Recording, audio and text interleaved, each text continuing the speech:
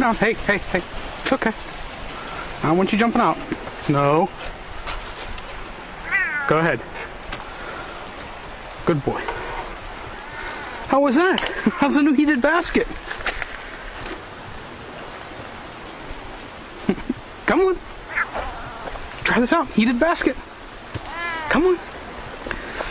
Pouncy's heated basket design 2.0. I cleaned up the wiring. I went to a low voltage system so it didn't interfere with my microphone, and if he claws at it, he's not going to get shocked. We have a thermostat, an adjustable temperature.